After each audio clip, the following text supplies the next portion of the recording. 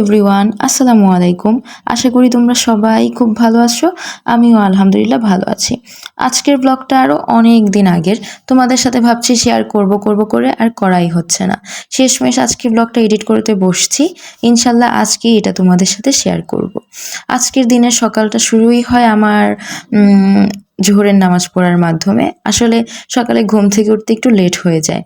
তো জোহরের নামাজ পড়ে আমি আবার কিছু কাজ করি, তারপর আবার একটু ঘুমাই, আর ঘুম থেকে উঠে আসরের নামাজ পড়ি।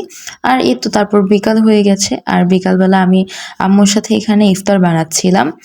প্রতিদিন বিকালে আমি আম্মুর সাথে এভাবে ইফতার বানাই, আম্মুকে ইফতার বানাতে হেল্প করি। আসলে এখনও তো এটা আমার দায়িত্বের মধ্যে পড়ে না, যেটা আমি তোমাদেরকে আমার আগের ব্লগেও বলেছিলাম। এখন যেটা করি সেটা হচ্ছে মূলত আম্মুকে হেল্প করা, কিন্তু এখনও এগুলো আমার দায়িত্বের মধ্যে এসে পড়ে নাই আল্লাহর রহমতে। তো বাট আম্মুকে হেল্প করাটা আমার দায়িত্ব অবশ্যই। তো যাই হোক, আমি আজকে আমাদের ইফতারের মেনুতে ছিল আলুর পরোটা, আর এখানে মুরগির মাংস ছিল। তো আম্মু আলুর পরোটার ডোটা আগেই বানায় রাখছিল, আমি এখানে রুটিটা বানাচ্ছিলাম। আবার আমি একদিকে রুটি বানাচ্ছি, আম্মু আরেক দিক দিয়ে রুটি সেঁকতেছে। আর হচ্ছে দুই চুলা মিলায় ভাজতেছিলাম তাড়াতাড়ি করার জন্য। তো আম্মু আম্মুর সুপার ট্যালেন্টের মাধ্যমে ইন্ডাকশন চুলাতেও রুটি ভাজতেছিল, আবার গ্যাসের চুলাতেও, দুইটাতে সে একসাথে রুটি ভাজতেছে। বাট দেখা যাচ্ছে যেগুলো ইন্ডাকশন চুলাতে ভাজতেছে সেই রুটিগুলা একটু দেখতে বেশি সুন্দর হচ্ছে, আর যেগুলো গ্যাসের চুলাতে ভাজতেছে এগুলো একটু তাড়াতাড়ি পুড়ে যাচ্ছে। বাট রুটিগুলা খেতে তো পেটের ভিতরে গেলে তো সবই সমান। তো রুটিগুলা খেতে খুবই মজা হয়েছিল। দেখতে দেখতে তো রমজান শেষই হয়ে যাচ্ছে। রমজান শেষ হয়ে গেলে এই যে এরকম ইফতার করার আগে যেভাবে ইফতার বানানো, তারপরে সেহরি করা, তারাবির নামাজ, এই সব কিছুই অনেক মিস করব।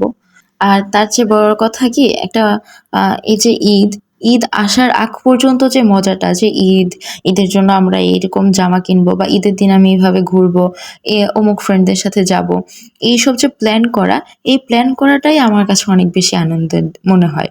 বাট ঈদের দিন আসলে সেই দিনটা একদিনের মধ্যে ঈদের দিন শেষ হয়ে যায়, তো পরে আর ঈদ থাকে না।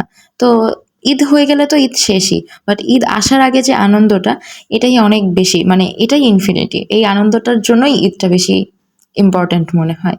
যেমন ঈদের জামা কেনা, জামার সাথে ম্যাচিং করে জুয়েলারি, তারপরে ব্যাগ, জুতা, এইসব কিছু কেনা, তারপরে মেকআপ প্রোডাক্টস কেনা, অথবা তারপর ফ্রেন্ডদের সাথে ঘুরতে যাওয়া, নেল পালিশ বা মেহেদি, কত কিছু থাকে। আশা করি এতদিনে তোমাদের সবার ঈদের শপিং করা শেষ, আমারটাও শেষ।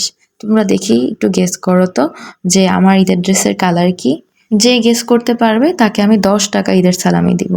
বাট আমাদের উচিত এই রমজান মাসে যে ভালো অভ্যাসগুলো আমরা গড়ে তুলছি, এগুলাকে সারা বছর চর্চা করা। আল্লাহ সবসময় আমাদের ডাক শুনে, বাট রমজান মাসের ডাকটা একটু বেশিই শুনে, স্পেশালি শেষ 10 দিনের। সেজন্য এই শেষ 10 দিন আল্লাহর কাছে অনেক বেশি করে চাইতে হবে। ইনশাল্লাহ আল্লাহ আমাদের জন্য, যদি আমরা যা চাচ্ছি সেটা যদি আমাদের জন্য ভালো হয়, আল্লাহ আমাদের দোয়া অবশ্যই কবুল করবে। শুধু একটু ধৈর্য ধরতে হবে। আল্লাহ হাফিজ সবাইকে।